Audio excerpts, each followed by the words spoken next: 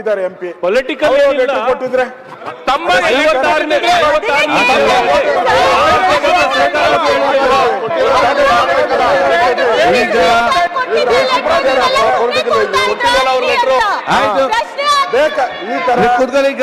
ಮಾತಾಡ್ತೇನೆ ನೋಡಿ, ಏನಾದ್ರು ಲೆಟರ್ ಕೊಟ್ಟಿದ್ರೆ ಇದು ನಾನು ಮಾತಾಡ್ಬೇಕಾದ್ರೆ ಹೇಳಿದ್ದೀನಿ. ಬೇರೆ ನಾವು ಪಾರ್ಲಿಮೆಂಟ್ ಆಗಲೇ ಹೇಳಿದ್ರು, ನಾವು ಬಗ್ಗೆ ಮಾತಾಡ್ತಾ ಇಲ್ಲ. ನಮ್ ದೇಶದ ಪಾರ್ಲಿಮೆಂಟ್ ಬಗ್ಗೆ ನಾವು ಮಾತಾಡ್ತಾ ಇದ್ದೀವಿ. ಅಲ್ಲಿರುವಂತವರು ಕಾಂಗ್ರೆಸ್ ಅವರು ಇದ್ದಾರೆ. ಅದು ಮತ್ತೆ ಅಲ್ಲಿ ಪ್ರೆಸ್ ಕಾನ್ಫರೆನ್ಸ್ ಮಾಡಿ ಇಲ್ಲಿ ಯಾಕೆ ಮಾತಾಡ್ತಿದ್ದಾರಲ್ಲ? ಏನಾದ್ರು ಆಪತ್ತಾಗಿದ್ರೆ ಈಗ ಎಲ್ಲಾ ಪಾರ್ಟಿಯವ್ರಿಗೂ ಆಪತ್ತಾಗೋದು ಆಯ್ತು ಅಲ್ವಾ? ಈಗ ಅದನ್ನ ಇವರು ರಾಜಕಾರಣಗೊಳಿಸೋದಾದ್ರೆ ಎಲ್ಲ ಕೂತ್ಕೊಳ್ಳಿ. ಆಯ್ತು ಕೂತ್ಕೊಳ್ಳಿ. ಸರಿ ಇಲ್ಲ, ಇದು ಸರಿ ಇಲ್ಲ. ಎಲ್ಲ ಆಯ್ತು ನೋಡಿ, ಇದು ಅದೇ ಅದಕ್ಕೆ ಸಂಸದದ ಭದ್ರತೆ ವಿಚಾರ ನಾನು ಹೇಳಿದ್ದು. ನಾನು ಮಾಡ್ಲಿ, ನೀವು ಮಾಡ್ಲಿ, ಅದಕ್ಕೆ ನಿಮ್ ಸ್ಟ್ಯಾಂಡ್ ಏನು ಅಂತ ಹೇಳ್ತಾ ಇದ್ದೀನಿ. ನಿಮ್ಮ ತಮ್ಮನ ಎಂಪಿ ಅದಕ್ಕೆ ಹೇಳೋದು ನಿಮ್ಗೆ ಮಾತಾಡ್ತಾ ಇಲ್ಲ.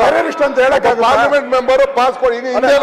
ಎಲ್ಲ ತಮ್ಮನೇ ನಾಳೆ ಕೊಟ್ಟಿದ್ರೆ ನಿಮ್ ತಮ್ಮನ ನಾವು ಟೆರರಿಸ್ಟ್ ಅಂತ ಹೇಳಕ್ಕಾಗುತ್ತೆ? ಯಾರು ಹೇಳ್ತಾರೆ ನಂಗೆ? ನೀವು ಖಂಡಿಸುವಂತ ಮೂವ್ ಮಾಡ್ಬೇಕು. ನೀವು ನೋಡಿ, ಸಂಸದ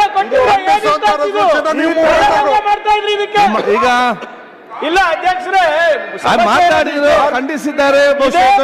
ಯಾರಾದ್ರೂ ಕಾಂಗ್ರೆಸ್ ಸಂಸದರು ಕೊಟ್ಟಿದ್ರೆ ಇವತ್ತೇನಾಗ್ತಾ ಇತ್ತು ಸದನದಲ್ಲಿ? ಏನು ಆಗ್ತಾ ಇರಲಿಲ್ಲ. ಏನಾಗ್ತಾ ಇತ್ತು ಸದನದಲ್ಲಿ? ಆಗ್ತಾ ಇರಲಿಲ್ಲ. ಏನ್ ಜವಾಬ್ದಾರಿ ಇಲ್ವಾ ಒಬ್ರು ಸಂಸದರಿಗೆ? ಪ್ರಶ್ನೆ ಮಾಡಬಾರ್ದು ಅಂತ ಕೇಳ್ತಾರಲ್ಲ. ಸರಿ, ಪ್ರಬುದ್ಧತೆ ಆಯ್ತು, ಖಂಡಿಸ್ತೀವಿ. ಖಂಡನೀಯ. ನಮ್ಮ ಸಂಸ್ಥೆಗಳ ಮೇಲೆ ಯಾರೇ ಅದು ಖಂಡಿಸ್ತೀವಿ.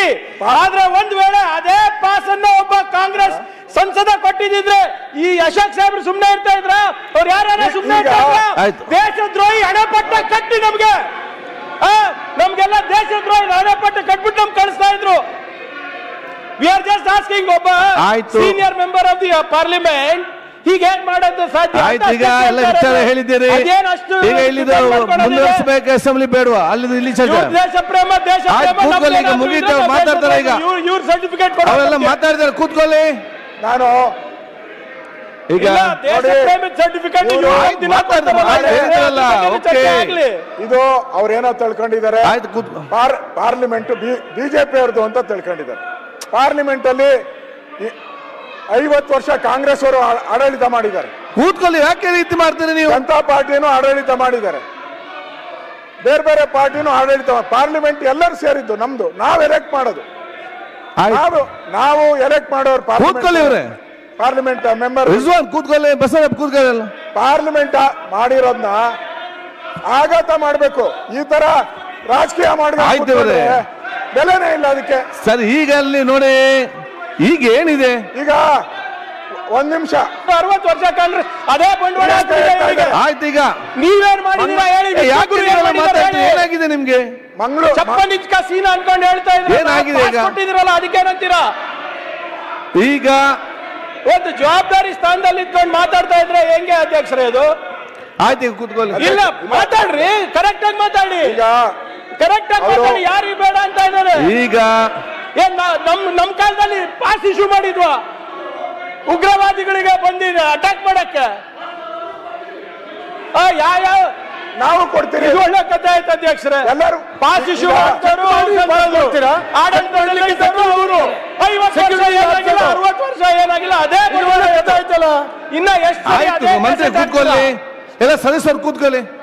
ಸದಸ್ಯರು ಈಗ ನೋಡಿ, ಒಂದ್ ಸೆಕೆಂಡ್. ಈಗ ಅಲ್ಲ ನೋಡಿ, ಕೊಟ್ಟಿರ್ತೀವಿ. ಈಗ ಸಂಬಂಧಪಟ್ಟಾಗೆ ಮಾನ್ಯ ಮುಖ್ಯಮಂತ್ರಿಗಳು, ಗೃಹ ಸಚಿವರು, ಲಾ ಮಿನಿಸ್ಟರ್ ಅವರು ಮಾತಾಡಿದ್ದಾರೆ. ಡೆಪ್ಯೂಟಿ ಚೀಫ್ ಮಿನಿಸ್ಟರ್ ಮಾತಾಡಿದ್ದಾರೆ.